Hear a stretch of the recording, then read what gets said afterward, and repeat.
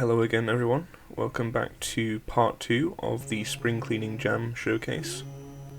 I've got 5 more games in this part to show off, and I must apologise for the slightly lower quality of this video.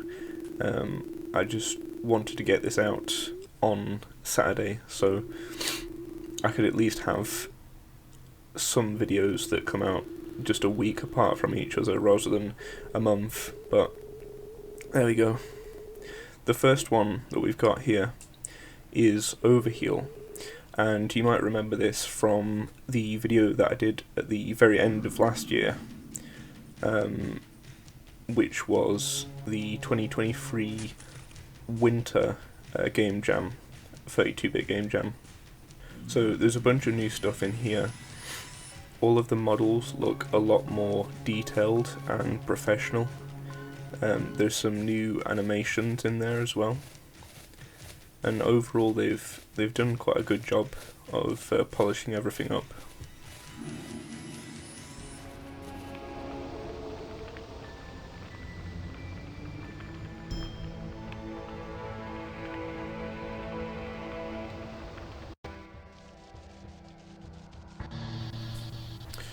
The next game that we have here is Omega Park, and it's giving me like real puppet combo vibes in the way it tries to replicate PS1 horror games, and this style has kind of turned into its own thing in recent years. Like I said, Puppet Combo do it. There's a bunch of other smaller studios that do games like this, and it looks pretty cool. All of the models are well designed. It's interesting to explore everything. I couldn't really figure out what I was meant to be doing, where I was meant to be going, but it was pretty cool nonetheless.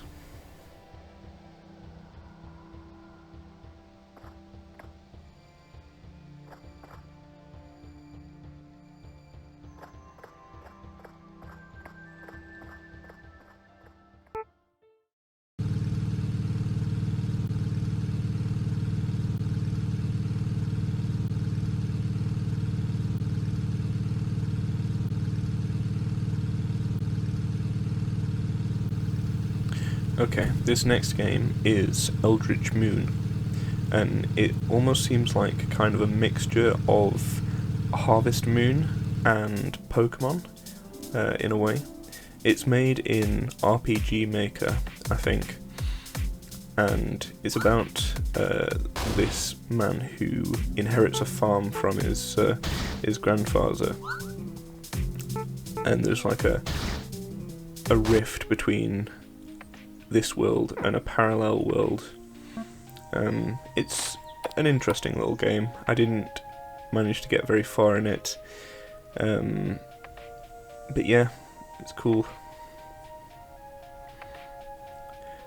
And it doesn't exactly fall into the 32-bit theme of the jam, but I think that's because it was made for another jam at the same time.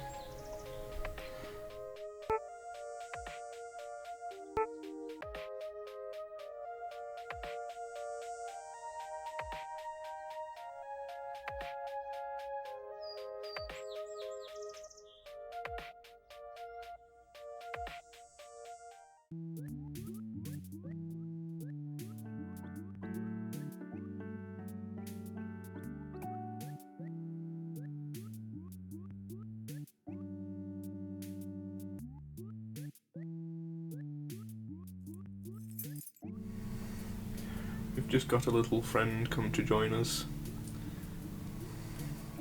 This next game is called Homeowner Simulator, and basically the premise is you've just won a home in an auction, and inside you find a bunch of immortal beings, or at least they say that they are immortal, and they've been there for 500 million years or so. And it's quite funny just listening to the dialogue between them, and once you finish the first bit of dialogue, you kind of walk around the house and talk to each of them individually and sort of, I guess, give them therapy, almost. I really like the art style of this game. It's a really cute art style and quite simplistic as well, but I think that does a lot. So yeah, this is a pretty good game.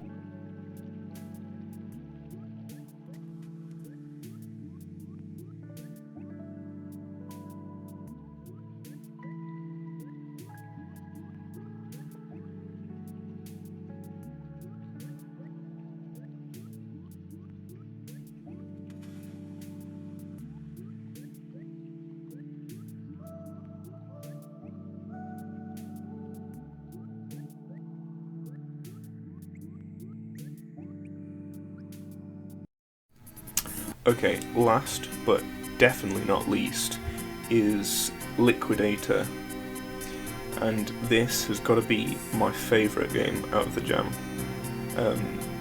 The reason being, it reminds me a lot of Descent, and it even says on their webpage that this was based off the game Descent. And that's kind of nostalgic for me because I used to watch my dad play Descent, and I always found it really cool. So yeah, this was a really fun game, really well made. There's a lot of interesting enemies and powers to find. Are you going down? Go on then, buddy. He never wants to sit still for too long. But yeah, this one gets my seal of approval. It's the best one, in my opinion. I just find it really fun, and everything's really well made. The camera gets a bit dizzying at times, but that's just kind of what happens when you have a 6-axis game. Right, okay, that's it.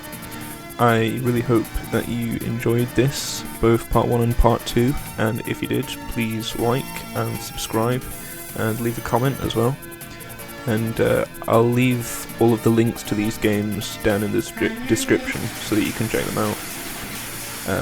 And show some love to these creators because they did a really good job.